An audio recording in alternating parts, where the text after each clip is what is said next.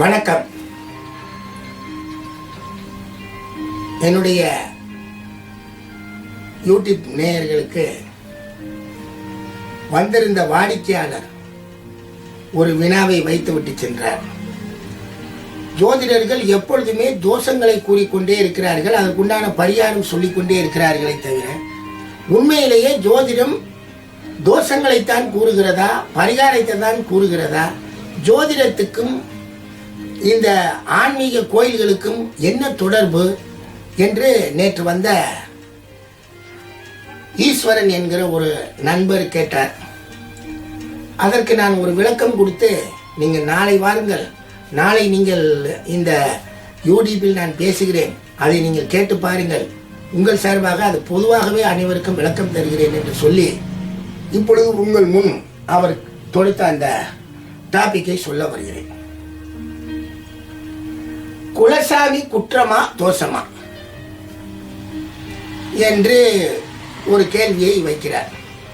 யார் போனாலும் நீங்கள் குலசாமியை கும்பிடவில்லை, குலசாமி குற்றம் இருக்கிறது, குலசாமி தோஷம் இருக்கிறது, அதையெல்லாம் நீங்கள் செய்தால்தான், அந்த வழிபாடெல்லாம் செஞ்சு வந்தால்தான் உங்களுக்கு ஜாதக பலன்களில் இருக்கக்கூடிய நல்ல பலன்கள் எல்லாம் நடக்கும், இல்லை அப்படின்னா அது குலசாமியினுடைய குற்றம் என்று வரும் வாடிக்கையாளர்களை பயமுறுத்தவும் செய்கிறார்கள், அச்சுறுத்தவும் செய்கிறார்கள் ஜோதிடர்கள் என்று சொன்னார்.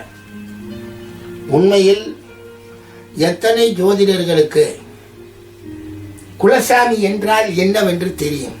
எத்தனை பேருக்கு அதனுடைய ஆரம்பம் தெரியும்? அதனுடைய உண்மைத்தன்மை என்னவென்று தெரியும்? எப்படியெல்லாம் மானுடம் அதை வணங்கியது என்று அவர்களுக்கு தெரியுமா? சத்தியமாக அவர்களுக்கு தெரிய வாய்ப்பே கிடையாது. தெரிந்திருக்க வேண்டிய அந்த ஒரு சிலர் அதை படித்திருந்தால், நான் என்னுடைய ஸ்கூல் ஃபிலாசபி அண்ட் ரிலீஜன் அதை படித்ததினால் இதை பற்றி எங்களுக்கு ஆழமாகவே தெரியும். இதை பற்றின ஆராய்ச்சியெல்லாம் நிறைய செய்தும் இருக்கிறோம்.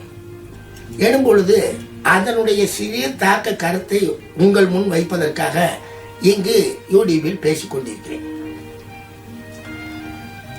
மனிதன் காட்டுமிராண்டியாக, அதாவது உழைக்க தெரியாத மனிதன் உயிருடன் இருக்கக்கூடிய, எவ்வாறு விலங்குகள் தங்களுடைய உயிருள்ள பொருளை எடுத்து சாப்பிட்டு கொண்டு வாழ்கிறதோ அதே போல்தான் மனிதனும் உயிருள்ள ஒரு விலங்கை அடித்து சாப்பிடுவான்.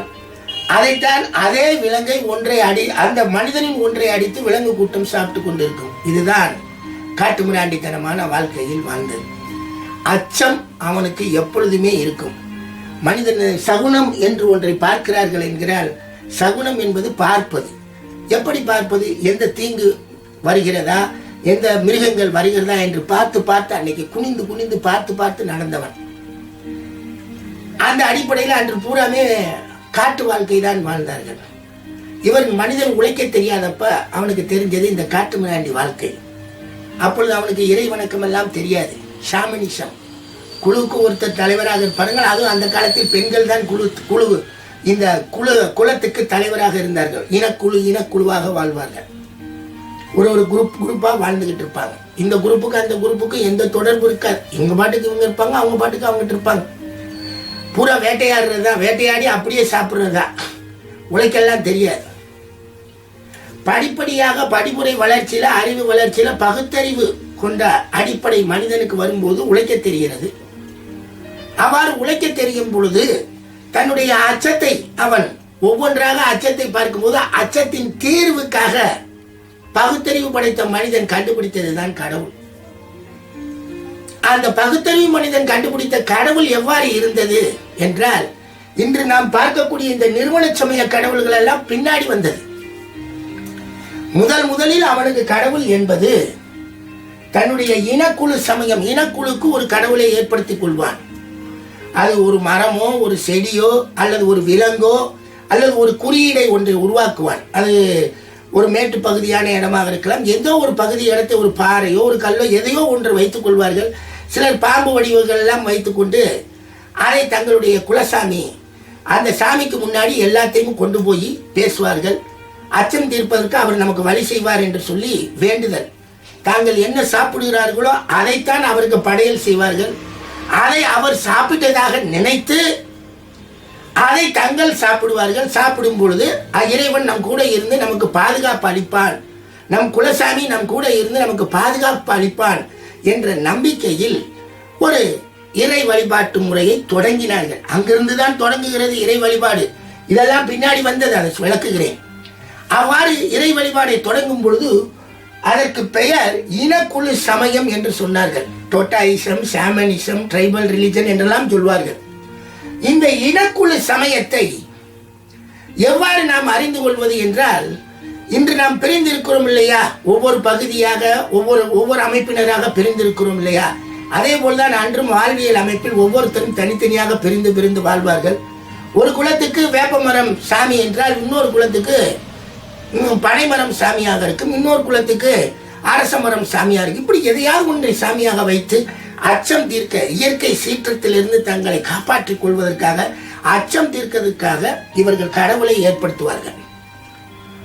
இது வழியாக இந்த இனக்குழு சமயம் வந்து கொண்டிருக்கும் பொழுது தங்கள் குலம் வாழ்வதற்காக குலத்தில் இருக்கக்கூடியவர்களே தங்கள் உயிரை மாற்றிருப்பார்கள், தங்கள் உயிரை கொடுத்திருப்பார்கள், தியாகம் செய்திருப்பார்கள். அந்த அடிப்படையில் இயற்கையை வணங்கிய அடிப்படை மாறி இந்த மாதிரி இறந்தவர்களை நினைத்து அவர்களை கடவுளாக்கி எங்க குலசாமி என்று சொல்லி வணங்கி வந்தவர்கள் உண்டு. ரெண்டே சாமி தான் இருக்கும் குலசாமி தான், ஒன்று ஆம்பளை சாமி, இன்னொன்று பொம்பளை சாமி. ஆண் சாமிக்கு எத்தனையோ பேர் வச்சிருப்பாங்க, பெண் சாமிக்கு எத்தனையோ பேர் வச்சிருப்பாங்க. அது அவரவர்கள் குலத்தின் அடிப்படையில் வைக்கிறது. குலம் காப்பதற்காக, குலத்துக்காக உயிரை கொடுத்தவர்களைத்தான் நாம் சாமியாக வைத்து வணக்கம் செய்கிறோம். எனும் பொழுது அந்த குலம் வாழ்வதற்காக தன் உயிரை மாற்றி இனக்குழு சாமியாக உருவாக்கிய நமது சாமிகள் ஒரு பொழுதும் தன் குலத்தின் மனிதர்களை எந்த ஒரு தோஷமோ குற்றமோ தரவே தராது. அப்படி அது தந்தால் அது சாமி இல்லை, அது நமது குலசாமி இல்லை. நாம் யார், நமக்கு என்ன தெரியும், நாம் என்ன செய்வோம் என்று எது செய்தாலும் அதை ஏற்றுக்கொண்டு நம் வாழ்வுக்கு நல்லது தரும் என்ற அடிப்படையில் நாம் உருவாக்கியதுதான் இந்த இனக்குழு சாமி. இந்த சாமி எப்படி நமக்கு தோஷம் தரும், குற்றம் தரும்? நன்றாக கவனிங்கள். இனக்குழு சமயத்தில் அன்று முழுவதுமே கிமு 6000 நூற்றாண்டிலிருந்து உருவான இந்த சாமி இன்று வரைக்கும் தொடர்கிறது. ஒவ்வொரு ஏரியாவில் இனக்குழுக்கள் இருக்கிறது. இனக்குழு சாமி வழிபாடுகள், குலசாமி வழிபாடுகள் மாசி மாசம், அந்த மாசி மாசம் சிவராத்திரி அன்னைக்கெல்லாம் நிறைய கோயில்களில் வழிபாடுகள், இனக்குழு கோயில்களில் வழிபாடுகள் எல்லாம் நான் பார்க்கிறேன். கூட்டம் கூட்டமாக மக்கள்கள் சென்று வழிபடுகிறார்கள். இந்த இனக்குழு சமயத்தில் இன்றும் குலசாமியை சொல்லி வாழ்ந்து கொண்டிருப்பவர்கள் இந்த சிலருக்கு தங்களுடைய குலசாமி என்னவென்றே தெரியாமல் எல்லாம் இருக்கிறது. அதற்கு என்ன காரணம் என்றால், படிப்படியாக இந்த நிறுவன சமயங்கள் தங்களுடைய நிறுவன சமயத்தினுடைய ஆதிக்கத்தை மக்கள் மேல் அதிகமாக கொண்டு வந்தது. இனக்குழு சமயத்தை காட்டிலும் இது நிறுவன சமயத்தில் இந்து சமயம், யூத சமயம், பார்சி, சமண சமயம், பௌத்த சமயம், கிறிஸ்துவ சமயம், இஸ்லாம் சமயம், சைவ சமயம், வைணவ சமயம், சீக்கிய சமயம் என்று நிறைய சமயங்கள் உருவெடுத்து தங்கள் இனக்குழு அமைப்பினர்கள் எல்லாம் தங்கள் கட்டுப்பாட்டுக்குள் கொண்டு வந்து அவர்கள் தங்கள் இங்கு வந்து வணங்கினாலும் அங்கிருப்பவர் நான் தான் என்று சொல்லி ஒரேதாக உள்பக்கம் இழுத்து மக்களை வாழ வைக்கக்கூடிய ஒரு சமயமாக இந்த நிறுவன சமயங்கள் இருக்கிறது. அவ்வாறு இருக்கும் பொழுது இந்த இனக்குழு சமயத்திலிருந்து பிரிந்து வெளியேறி சென்று வாழ்ந்து கொண்டிருப்பவர்கள் திரும்ப இந்த இனக்குழுவை வந்து வணங்க அவங்களுக்கு தெரியாது. அவர்களுடைய வம்சாவளி வந்து கொண்டிருக்கும் போது தங்களுடைய குலசாமி தெரியாமலே போய்விடுவார்கள். ஆனால் அவர்கள் இந்த நிறுவன சாமிகளை வணங்கி கொண்டுதான் இருப்பார்கள். எப்படி இருக்கும் பொழுது இப்பொழுது புதிதாக என்ன சொல்றாங்க, யாருக்காவது இனக்குழு இது குலசாமி வேணும்னா குலசாமி யாரு என்ன ஏது. அந்த காலத்தில் ஒரு 30 வருஷத்துக்கு முன்னாடிலாம் இந்த அருள்வாக்கு சொல்றவங்களாம் குலசாமி சொல்லணுமா, எங்க ஊர் பக்கம் கோடாங்கின்வாங்க. குலசாமி சொல்லணும், குலசாமி சொல்லணும். குலசாமிக்கு எத்தனையோ பேர் அவன் சொல்லிட்டானா அவர் கரெக்டாக சொன்னார். அப்படியெல்லாம் நம்பிக்கை ஒன்றை ஏற்படுத்திய ஒரு அமைப்பு தான் இந்த குலசாமி அமைப்பு. இந்த குலசாமி அமைப்பில் இந்த இனக்குழு சமய சுவாமிகள் இன்றைக்கு நிறுவன சமயங்களுடைய சாமிகளுடைய ஆதிக்கம் அதிகமாகினதால் இனக்குழு சமயத்தினுடைய வழிபாடுகள் குறைந்துள்ளது. இதுதான் உண்மை. ஆதலால் இந்த இனக்குழுவை குலசாமியினுடைய அடிப்படையில் இருக்கக்கூடிய சாமி நிறைய பேருக்கு தெரியாது. அதை அவர்கள் வணக்கம் செய்வதற்கு போவதும் இல்லை, அதை பற்றி அறிந்து கொள்ளவும் இல்லை. எனும் பொழுது இப்பொழுது ஜோதிடர்கள் தாங்கள் சொன்னது அவர்கள் படித்தார்களா படிக்கவில்லையா அனுபவப்பட்டார்களா அதெல்லாம் எங்களுக்கு தெரியாது. அது அவருடைய கதை. இவர் என்ன சொல்கிறார், அவர் வருங்குள்ளேயே ஜாதகத்தை கொண்டு வர்றாருன்னா ஒருத்தர் கஷ்டம் என்ன பிரச்சனைகளோட தான் வருவார். வந்த உடனே இவர் அதை சொல்றது, அது எப்போ தீரும்ன்றது டயத்தை சொல்றதே கிடையாது. உனக்கு குலசாமி தோஷம் இருக்கு, குலசாமி குற்றம், நீ இவ்வளோ நாள் நீ அதை வணங்கலை, நீ போய் அதை போய் வணங்கிட்டு வா, அதுக்கு எல்லா பரிகாரத்தையும் செஞ்சுட்டு வா, சரியா இருக்கும். என்னங்க இது? இந்த சாமி அத்தனைக்குமே பொதுவானதுங்க ஜோதிடம். குலசாமி கும்புறவரும் ஜோதிடம் பார்ப்பார். இந்து சமயம் ஜோதிடம் உண்டு, யூதத்துக்கு ஜோதிடம் உண்டு, சமணத்துக்கு ஜோதிடம் உண்டு, பார்சிக்கு ஜோதிடம் உண்டு, பௌத்த மதம் ஜோதிடத்தை உண்டு, கிறிஸ்தவத்துக்கு ஜோதிடம் உண்டு, இஸ்லாத்துக்கு ஜோதிடம் உண்டு, சைவத்துக்கும் ஜோதிடம் உண்டு, வைணவத்துக்கும் ஜோதிடம் உண்டு, சீக்கியருக்கும் ஜோதிடம் உண்டு. ஆக உலகில் உள்ள 720 கோடி மக்களும் அனைத்து சமயத்தினருக்கும் ஜோதிடம் சொல்ல முடியும் என்னும் பொழுது ஒரு குலசாமியை வைத்து பார்த்து கொண்டிருக்கிறவருக்கு மாத்திரம் குலசாமி குற்றம் என்று சொன்னால் அது எவ்வாறு சரியாக வரும்? இது நமது ஜோதிடர்கள் தங்களுடைய இயலாமையை சொல்வதற்கு புதிதாக கண்டுபிடிக்கக்கூடிய தோஷமும் குற்றமும் என்றுதான் இதை கருதுவேன். எல்லா சாமியும் ஒரு சாமின்னு சொன்ன பின்னாடி அது என்ன தனியா ஒரு குலசாமி? இந்த சாமியெல்லாம் எல்லாம் சொல்லுது. அதாவது கிருஷ்ண பரமாத்மா என்ன சொல்வார்னா, வாய ஆணு காமிச்சா உலகத்தை உள்ளக வச்சிருப்பார். நீங்கள் எங்கு எல்லாம் பார்க்கிறீர்களோ அந்த தோற்றம் எல்லாம் என்னுடைய தோற்றமே, அனைத்திலும் நான் தான் இருப்பேன் அவர் சொல்லுவார். அதே மாதிரி யூத சமயமும் சொல்லும், அதே மாதிரி சமணம் சொல்லும், கிறிஸ்தவம் சொல்லும். எல்லா சமயமுமே எங்கு நீங்க பார்த்தாலும் எங்களுடைய இறைவனைத்தான் பார்க்கிறீங்க, நான் தான் அங்கே இருக்கிறேன்னு சொல்லி எல்லாரையும் பிடிச்சி உள்ள இழுக்கும். இது எல்லா சமயத்தோட தன்மை. அதில் அது சரியா தவறா என்றெல்லாம் நாங்கள் போக வேண்டிய அவசியமே இல்லை. எனும் பொழுது இந்த இனக்குழு சமயத்தில் இருந்து ஒரு வெளிப்பாடாக மனிதனுடைய அறிவு விருத்தியினால் இந்த சமயங்களை எல்லாம் கண்டுபிடித்தார். இதை கண்டுபிடித்து இதுக்கு ஒரு புக்குகளை எழுதி அதற்கு சில வழிபாடுகள், தத்துவங்கள், சாத்திரங்கள், ஆகமங்கள் எல்லாம் சொல்லி நம்மை வழிபாடு செய்து கொண்டிருக்கிறார்கள். எந்த தத்துவமும் எந்த ஆகமமும் எந்த வழிபாடும் எந்த அமைப்புமே இங்க கட்டமைப்பு கிடையாது. இது முழுவதுமே சுதந்திரமான அமைப்புங்க. இந்த இனக்குழு சமயத்துல எல்லாமே சுதந்திரங்க. இங்க சுதந்திரமே கிடையாதுங்க, பூரா கட்டுப்பாடுங்க. இது ரெண்டுக்கு உள்ள பெரிய வித்தியாசமே என்னன்னா, இந்த இனக்குழு சாமியை நீங்க கும்பிடுறப்ப, குலசாமி கும்பிடுறவங்க போங்க பாருங்க, ரெக்ரியேஷனா இருக்கும், மன மகிழ்ச்சியாக ஒரு இனக்குழு சமயத்தில் இருக்கக்கூடிய குலசாமியை சாமி கும்பிடுறவங்க கும்பிடுவாங்க.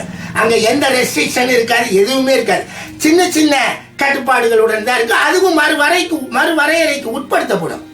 ஆனா இங்க எப்பயுமே எல்லாம் எதுவுமே இங்க எல்லாமே கட்டுப்பாடுங்க, எல்லாமே வரையறைக்கு உட்படாங்க. பூராமே ஒரு புக்கை எழுதியிருப்பாங்க, அந்த புக்கு தான் எல்லாமே, அந்த புக்கு சொல்றது தான் செய்வோம். அது ஒரு பெரிய ஒரு சிஸ்டம். இது சட்டத்திட்டங்கள்ல இருக்கக்கூடிய சமயம்ங்க. இந்த சமயம் மகிழ்ச்சியான சமயம்ங்க. இங்க நம்ம போவோம், ஒரு கூட்டமா நம்மளுடைய உற்றார் உறவினர்களுடன் கூட்டத்தோட இருந்து அழகாக இந்த வழிபாடு செய்வோங்க. இந்த வழிபாடு ஒரு ரெக்ரியேஷன் வழிபாடுங்க, மன மகிழ்ச்சி வழிபாடுங்க. கடவுள் நம்மளை இனக்குழு சமய சாமி எந்த வகையிலுமே நமக்கு குற்றம் தர வேண்டிய அமைப்புல அது இல்லை, எந்த வகையிலையும் நமக்கு தோஷம் தராது. அது யாரையும் என்னை கும்பிடுன்னு சொல்லவே இல்லை.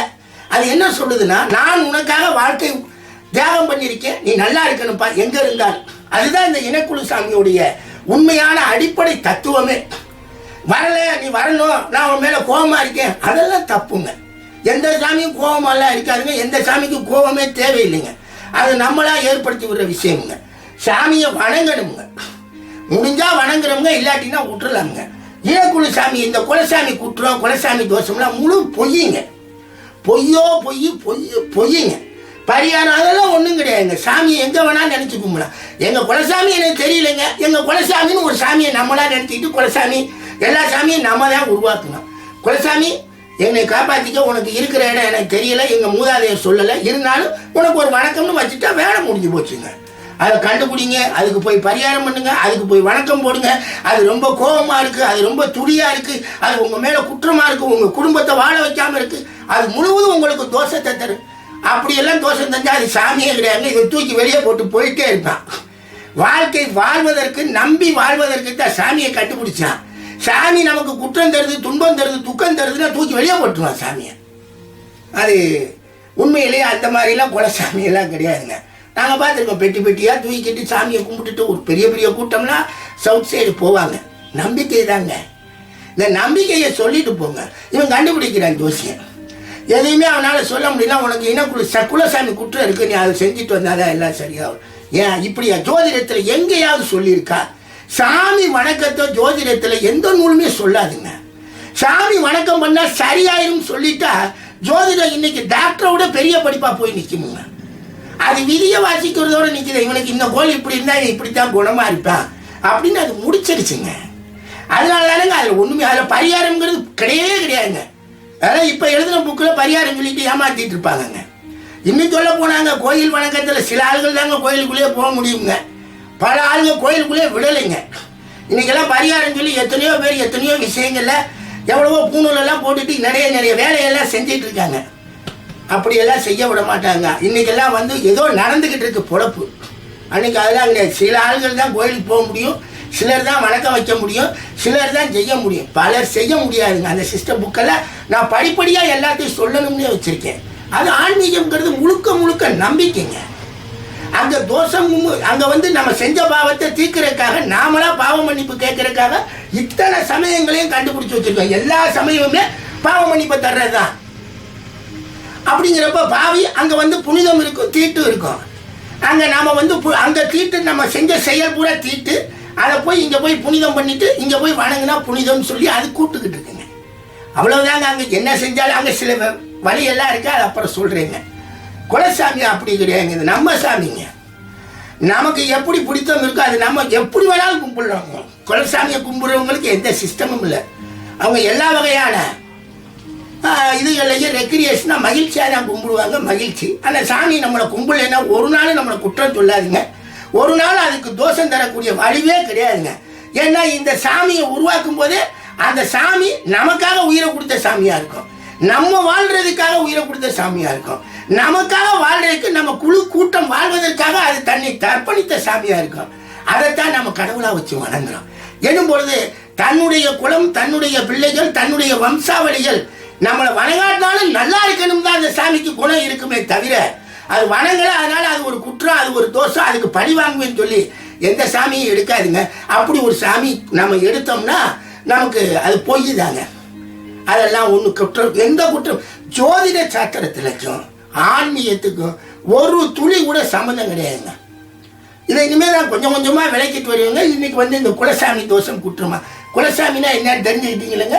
இங்கே எல்லாமே சுதந்திரமாக இருக்கு. யார் வேணாலும் பூசாரி ஆகலாம், யார் வேணாலும் எப்படி வேணாலும் சாமி கும்பிடலாம், எந்த நேரத்தில் வேணாலும் கும்பிடலாம், யார் வேணாலும் வரலாம், யார் வேணாலும் போகலாம். இங்கே அதெல்லாம் கிடையாதுங்க. இது நிறுவன சாமிங்க, எஸ்டாப்ளிஷ்டு ரிலீஜன். இங்கே எல்லா சட்டம் இருக்கும், கட்டுப்பாடு இருக்கும், வரையறை இருக்கும், புக்கு இருக்கும், எல்லாம் இருக்கும். இங்கே எதுவுமே இருக்காங்க. இது நம்ம சாமிங்க, நம்ம கூட வாழ்றதுக்காக நாம் கண்டுபிடிச்ச சாமிங்க. இது ஒரு நாள் நமக்கு குற்றமும் இருக்காது, நமக்கு தோஷமும் தராதுங்க. நல்லபடியாக வாழ வைக்கிற சாமிங்க. இதை கும்பிட்டாலும் நமக்கு ஒரு கருதியும் கிடையாது, கும்பிடாட்டினாலும் நமக்கு சத்தியமாக எந்த கருதியும் வராதுங்க. இதெல்லாம் நம்ம சாமிங்க, குலசாமி. இதை நம்ம மனசுக்குள்ளே நினைச்சா போதுங்க, அவ்வளோதாங்க. வேற ஒன்றுமே அதுக்கு ஒன்றும் போய் பார்க்கணும் வைக்கணும்லாம் கிடையாதுங்க. நீங்கள் வணக்க முறையெல்லாம் பார்த்துருப்பீங்களே, ஒரு அருவாளை கும்பிட்டுக்கிட்டு இருப்பாங்க, வெறும் ஒரு திட்டை போட்டு கும்பிடுவாங்க, சில சிலைகளை வச்சு கும்பிடுவாங்க, சில மரங்களை வச்சு கும்பிடுவாங்க. இந்த பொதுவான இடம் தான் எங்கள் சாமின்னுவாங்க. எத்தனையோ விஷயமில்ல, அங்கே ஒன்றுமே இருக்காது, ஆனால் அந்த இடத்த சாமின்னுவாங்க. அந்த இடத்துக்கு கீழே யாரையாவது உயிர் போனவங்கள அவங்கள புதைச்சி வச்சுருப்பாங்க, அந்த இடத்துல அந்த சாமியாக்கியெல்லாம் கும்பிடுவாங்க. நிறையா இருக்குங்க. இது ஒரு அற்புதமான சமயம்ங்க. இந்த சமயம் எப்பயுமே குற்றமும் ஆகாதுங்க, தோஷத்தையும் தராங்க. இது நம்ம சாமிங்க, குலசாமி நம்ம சாமி. ஒரு நாள் நமக்கு தோஷம் தராது, குற்றம் தராது. அப்படி ஒரு ஜோதிடர் சொல்றாருன்னா அவர் பொய் சொல்றார். ஏன்னா அவருக்கு விவரம் தெரியல, குலசாமினா என்னன்னே தெரியல. அது எப்படி குலசாமி குற்றம்? இவனா ஒரு குலசாமிக்கு ஒரு 5ஆம் பாவம் 9ஆம் பாவத்தெல்லாம் கண்டுபிடிச்சு அது அப்படி இருக்கு இப்படி இருக்குன்னு சொல்லி. சத்தியமா யாருக்கும் குலசாமி எல்லாம் தெரியாதுங்க. குலசாமியினுடைய வரலாறு இன்றைக்கு 2, 6, 8000 ஆண்டுகள் வரலாறுங்க. இந்த ரிலீஜனுக்கெல்லாம் ரொம்ப கம்மிங்க. இதுகளுக்கெல்லாம் முன்னாடி, இந்த சமயங்களுக்கு முன்னாடி உருவான ரிலீஜனுங்க. அதனுடைய தொடர்ச்சி எங்கே, எப்படி வருது, எப்படி எல்லாம் பரவி இருக்குன்னா தெரியலைங்க. யாருக்கு எந்த குலசாமி எப்படி அது தொடர்ச்சியாக வருது தெரியலைங்க. எப்படியோ மாறி இருக்கு. தயவு செய்து ஒருத்தர் இனக்குழு குலசாமி குற்றம் சொன்னார ரொம்ப சந்தோஷங்க. உங்களுக்கு எவ்வளோ ரூபா வாங்கிக்கோங்க, நான் கிளம்புறோம்னு கிளம்பிடுங்க. குலசாமி குற்றம், அதுக்கு பரிகாரம், இதுக்கு பரிகாரம். பரிகாரம் செய்யறது மூலம் விட்டுருங்க. பரிகாரம் செய்யறதுக்கு சரியாக வருதுன்னா எதுக்கு நம்ம ஜெயிலை கட்டணும், எதுக்கு கோர்ட்டுக்கு போகணும், எதுக்கு ஆஸ்பத்திரிக்கு போகணும், பூராத்தையுமே மாற்றி விட்டு போயிடலாம்ல. அப்படி இல்லை. இங்கே ஜோதிடம், இவருக்கு நோய் வரும், இவருக்கு வழக்கு வரும், இவருக்கு பிரச்சனை வரும், இவர் ஜெயிலுக்கு போவார், இவர் இறந்து போவார், இவர் கஷ்டப்படுவார், இவர் நஷ்டப்படுவார், இவர் லாபப்படுவார், கோடீஸ்வரன் ஆவார், அழகான குழந்தைகளை பெற்றெடுப்பார். இப்படித்தாங்க அது சொல்லிக்கிட்டே போகுது, நல்லது கெட்ட பலன்களெல்லாம் இவங்களாம் கொஞ்சம் சொல்கிறதுங்க. அது இப்போ புதுசாக இந்த குலசாமி தோஷம் குற்றங்கிறாங்க. சத்தியமாக இதை நம்பாதீங்க, அப்படியெல்லாம் ஒன்றும் கிடையாதுங்க. குலசாமி நம்ம சாமிங்க. நல்லா இருந்தாலும் நம்மளை வாழ்த்து, நல்லா இல்லாட்டினாலும் நம்மளை வாழ்த்து, நம்மளை காத்துக்கிட்டே இருக்கக்கூடிய சாமிங்க. அதனால் இதை ஒரு குற்றமோ இது ஒரு தோஷமோ தராதுன்னு சொல்லி இதுடன் இதை முடிச்சுக்கிறேன். ரொம்ப நன்றிங்க.